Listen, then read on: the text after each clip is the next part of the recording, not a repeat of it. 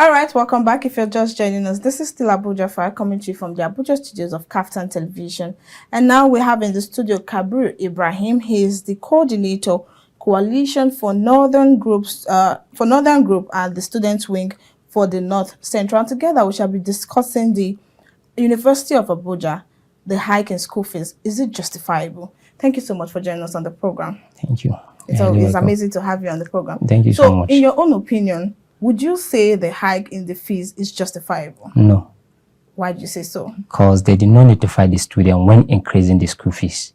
They just did it. They just wake up one night and say that they increased their own school fees, which they did not consult the student union government. Even when students start agitating that they find this in their own portal, the SUG president was a kind of shocked.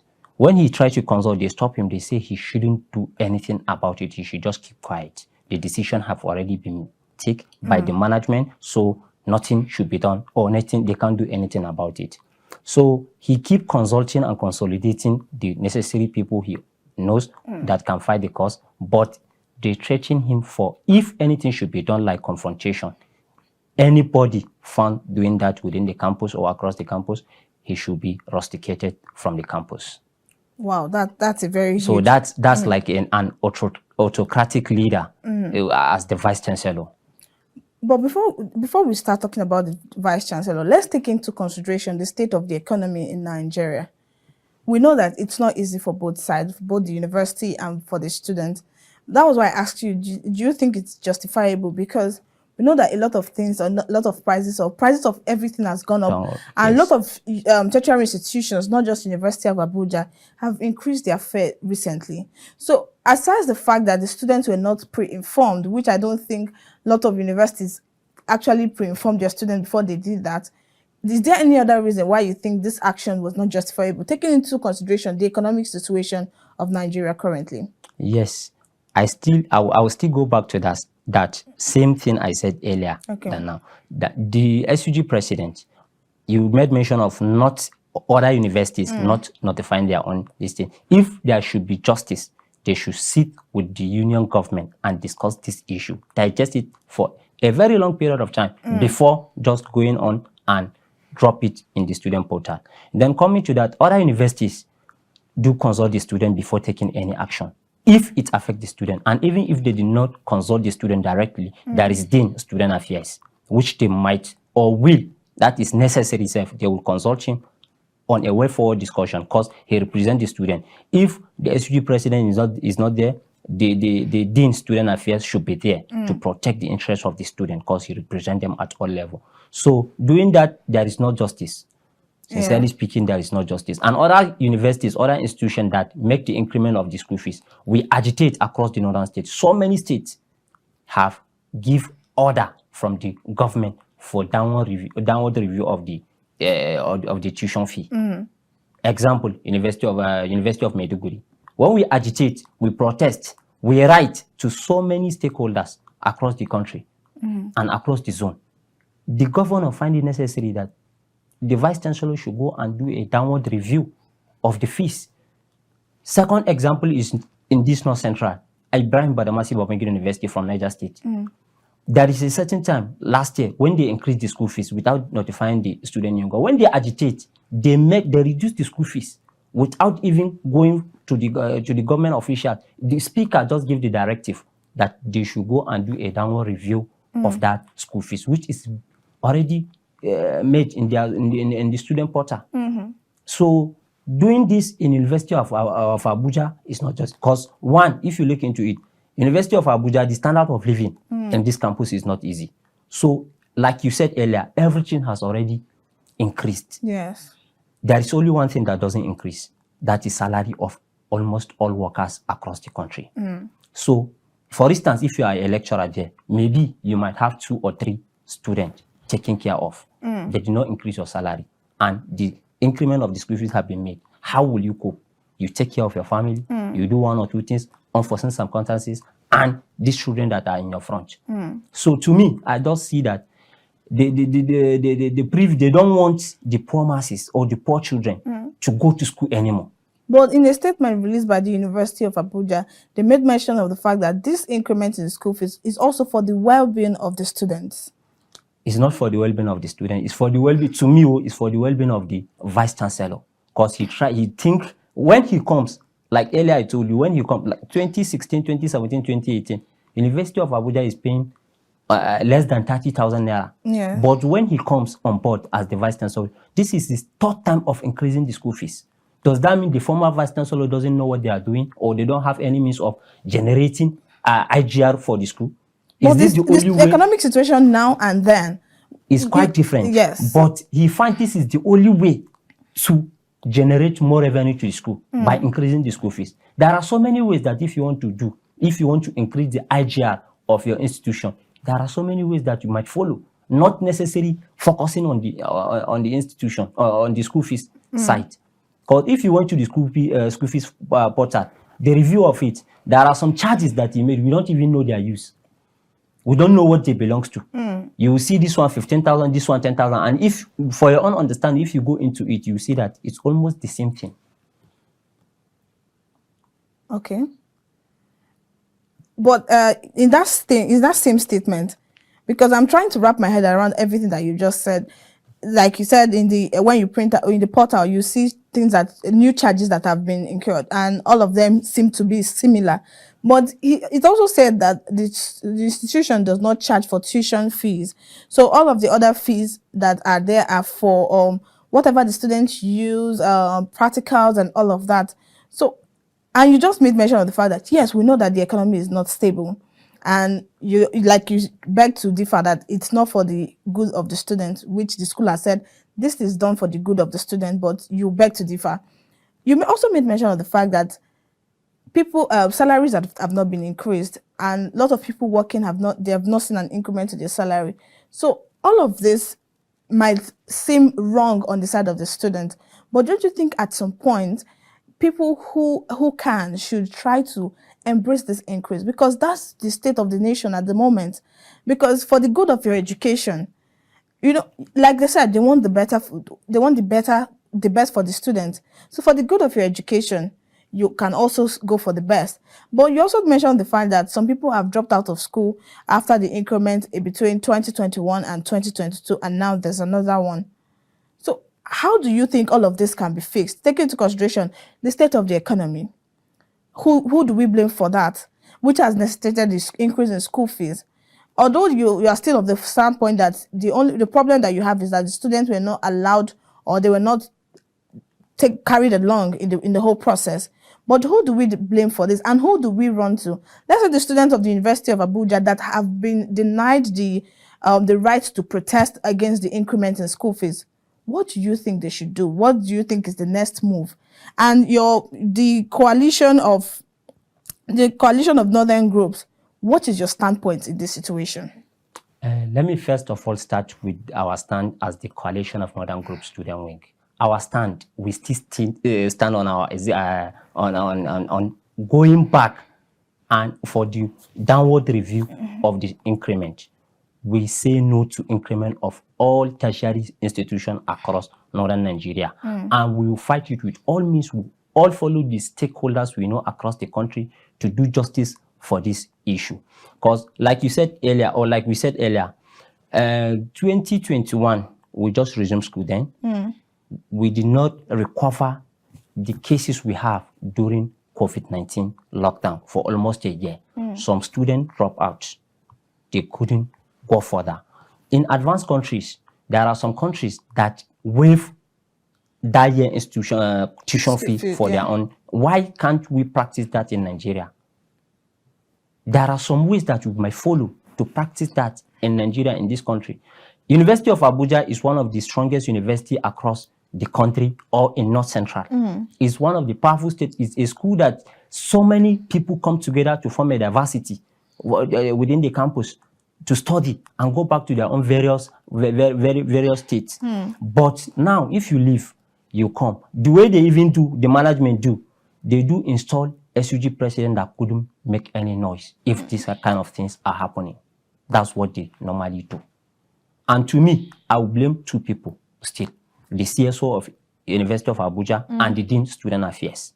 Why do you blame them? By the way, if such a thing should happen, I know vividly there are some lecturers that are not happy with the increment because they do take care of one or two, like I said earlier. Yes. There are some non-academic staff that the thing really affects because they have children that are studying in that school. And if you look into it, these people pressurizing us, increasing school fees all the day, every day and night, they get their own education at free during their days. But why can't we practice that during our own time?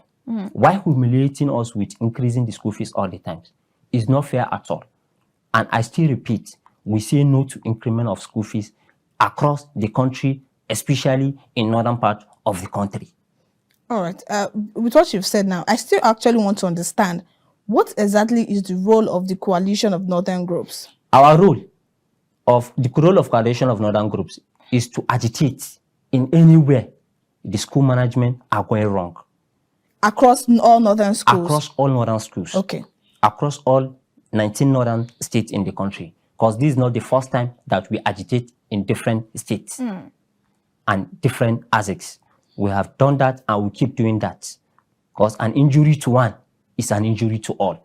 And we can't fold our arms looking at our younger ones couldn't go to school anymore. Because some of them sponsor themselves. Which time did you have to go to school, to go to work and get money to go back to school? And every day they keep increasing the school fees. It's not fair at all. It's not fair. They should try and do something before it gets late. Because presently we have consult. We are consolidating presently. And our last action as student in student constituency, we consult, we consolidate before we confront. And for now, any threat that will bring, it might, or it will look as if it will affect the 29 May inauguration of the elect president of the country, and which it will be something. It won't be good to hear that students want to protest on that day, or they want to shut down Abuja, or they want to do that. It will be very, very bad. But if we find means that we don't have any option, we have to embark on that. We hope it doesn't get to that, because you made mention earlier that you've consolidated, you've consulted. So who have you consulted and who have you consolidated Like with? I said earlier, our letters are with the stakeholders of across the country and across the zone and across the state. How? We have sent letters to the emirs, traditional rulers. I think they are parents to all.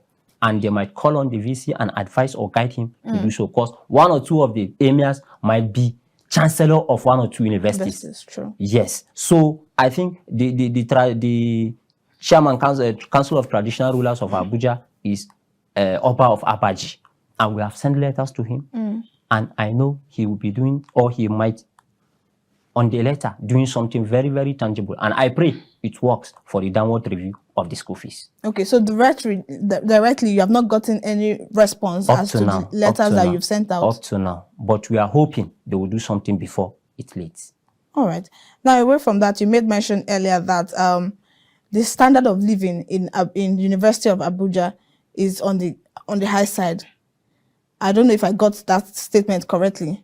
You said the standard of living in the University of Abuja is not easy. I think that's what you said. Yes, it's not easy for the students. So why is that? And what are the challenges the students are facing? One or two challenges is the issue of accommodation. Especially accommodation is the main issue. Because anybody, even if you get employment offer in Abuja, the first thing you start thinking of is accommodation. Yes. You find out that a little home or house or a room with a parlor, just a room, kitchen and toilet, you'll be paying 250,000 naira. And your school fees, you couldn't even cover up for school fees. And aside that, the food you eat every day. Now, and a sachet of Indomie is almost 150 or 170 naira. And which before, it doesn't increase to that amount. Bikes, when you want to take a bike from outside, from the gate of the school to your inside the school, maybe it might be 150, but due to increment of the fueling, you can't say no to them. You have to reason with them. But in this way, in our academic line, we have to, or they have to reason with us. They shouldn't increase the school fees in any way. Because they don't do, or let me say, they don't bring new things into the school. They only find it necessary to, if you want to get IGR, the only means we have is increase the school fees. So what other ways do you think that this IGR that you've been making mention of can be generated? There are a lot of ways. within the campus that they can do to be generating their own internal generated revenue. Because before, for instance, if you upgrade your entrepreneurship department, it can be a source of revenue generation to the campus. Sure. How? By producing bread, pure water. If you want to do that, okay, you stop any other factory from importing pure water or bread to your own school. At least a day, you might be selling nothing less than 10,000 naira water, because we can't do without water. It's a everyday selling. They have to buy, they have to drink. Even the staffs. Bread, most of the students do take tea or in the afternoon, or the lecturers. So by doing so, and there are so many things that we can do under the entrepreneurship department or in the entrepreneurship building to generate more income to the own school, to the school, which some of the union government, that's what they do for a survivor within the campus, to generate money for the student up and doing. Because that is what they are elected to protect, the interest and welfare of the student, which they are trying their own best, but the management do control by fixing somebody. They think he doesn't have mouth, or if you bring somebody, you understand that he can't say no to your own decision. You have to abide by what you want him to do. You have been making mention of fixing the SUG president, or SUG, the leadership of the SUG. Student Union Government. I'm very sure that I remember vividly when I was in university, SUG leadership is done by elections. Yes. So why do you keep saying they keep fixing? At times, they do the election online. Okay. So in University of Abuja? Yes, they do the election online. So there is a control room that from there they might turn it and do whatever they want to do. Oh, okay. Now I like understand. in my own institution, it happens. They do online election, or most of the advanced institutions, they do online election. At times, a student can be at home or within the campus just to use the Wi-Fi of the school and log into his own portal and do election and move. Not necessarily gathering the student in one place, the crowd up and down, all those things, to avoid it. So the students at every point feel like these elections have been manipulated. At times, but then they don't do anything about it. You can't. At times, the students do have that fear. What is the place of Aluta Continua? Victoria. Because one thing, whenever you want to say one or two things, the management stops you, or they will threaten you that you face your primary responsibility of being in this institution. Okay, that means you should face your studies and keep quiet with any other things that you see is going wrong within the campus. Then where is the position of the SUG there when you don't do the job when somebody is saying face your studies, the primary reason why you're here, then why just take away the position of the SUG? That is why I said they will bring somebody that can't say no to their own decision. They will bring their boy. At times, for instance, now you have a boy, you train him, you bring him to hold an office. You think that is a decision that you bring, or there is something that you bring that he will go against it? The first thing he will do at all times, he will just protect your interest, even though the interest of where he belongs to will not be protected. He doesn't care because he serves you. My problem is the students know this. Yes. Because aside reacting to this increment of school fees, let's focus on this. Now, let me go back to 2021, 2022. Okay. There is an SUG president in University of Abuja during the same Professor Allah as Vice Chancellor. His name is Habib Oladoja. The guy is good enough. They stop him from protesting for this increment of school fees. The guy go ahead and protest. Last, they brought soldiers, police, firing tear gas to the students, and the students still stand to eat. They protest, and they did not do the downward review of the school fees. So since then, they are very, very careful of who will become the SUG president. The former president of NANS, that is National Association of Nigerian Students, Ashefon Dayo Sunday, he also joined the struggle at that period. He went to the school, he protested together with the boy on the same increment of school fees. But I don't know where the man of this Vice Chancellor still go. During your own regime, even if bad as it is, during your regime, how will you increase school fee? 3 times. And you are the verge of going out as the Vice Chancellor. To me, if you think being in academic line is a place to make money or to get money, he's very, very wrong. The best thing for him to do is to leave academia and join politics. So maybe he might get it very easy to get what he wants. It shouldn't be that easy. So what's the next line of action? Because I read in, you were saying the students have been told to halt payment for now. But that does not fix the problem, because at some point, they will still have to pay their school fees. So if all of this is not resolved, aside protests, which we know that I do not subscribe to that, because we always know how protesting ends in Nigeria. Aside what happened in the NSAS protest of 2020, yes. You also just mentioned of what happened in the University of Abuja in 2021-2022, yes. when the SUG president tried to protest against the increment of school fees. So aside protest, what else could be the next line of action in case all of the consultations that you have made doesn't yield any fruits? I think the best thing and the best advice I would give, if they can call all the necessary stakeholders from the student constituency and sit and digest this issue, pata. And if they can't do it in that way, then the Minister of Education should try and do something through the presidency to the Vice Chancellor of the University of Abuja. They should call him to order and tell him what to do. Okay, if they want to, the thing is that the increment is more than 100%. Yes, we know that. It's more than 100%. About 200% and it can't be done in any way. 100% is too much. How I wish is 10%, 5%. We'll talk, but last we know they won't get what they want, and also we might not get what we want. So last everybody will be at the middle. Maybe, for instance, if I'm paying 30,000 naira today, tomorrow I wake up and see 5,000 naira increment. I will agitate too, because 5,000 naira is not easy. Then if I agitate, maybe last they will listen to my voice and reduce it to 2,500 naira. I don't have option than to go and pay. But this increment, we are not talking of 10,000 naira, 20,000 naira. A student that is paying 40,000 naira before, just wake up and see that you'll be paying 112,000 naira. Where will he source the money from? How would that be possible? If his father have 3 children and others are across other universities, how will he cope? I think they just want to kill us, or they just don't want to. You don't have to give up. The student will just say, okay, daddy, me, I'll give up. Don't worry. I'll just go and face the street. Maybe my younger one should continue. It's a very sad situation, what's going on in the University of Abuja. And I wish that more could be done, because like we keep clamoring for better education in Nigeria. But then I want to ask, do you think Abuja being the seat of power has something to do with this?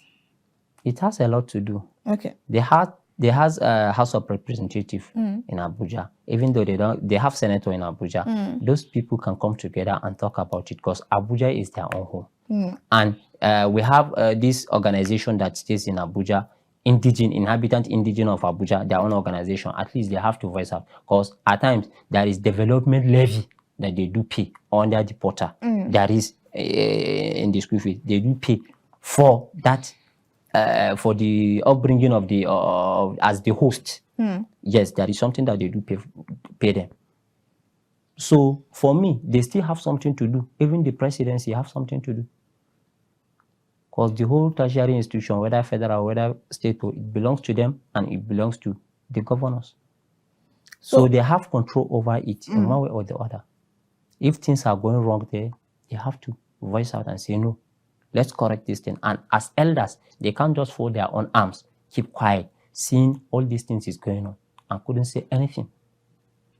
Why I emphasize on that May 29 is very critical. Anything that will happen presently, like form of protest in Abuja, the insecurity that will be, the alarm of insecurity that it will raise till that May 29, it won't be small. Because any small social gathering now, the fear is much. Because of that May, and because of the current issue of some people who try to stop the May 29 inauguration. Yes. So we are law-abiding students, and we always advise our students to be calm and wait to hear directive from us. So maybe by next week, if something is done, we might ask the student to continue from paying the school fees. But till they do that downward review of the payment. All right, we hope they do, and we hope that you continue to be law-abiding students, so that we'll continue to have peace in the FCT and nobody gets into trouble. And I just hope that the stakeholders do something, and I hope to hear a feedback from you regards the letters that you sent out and the follow-up on what's going on in the University of Abuja. Thank you so much for coming on the program. It's amazing talking to you, and I wish you all the best. Thank you. All right, that's where we draw the curtain today on Abuja File. Till I come your way next time, I am Sandra Ago. Bye for now.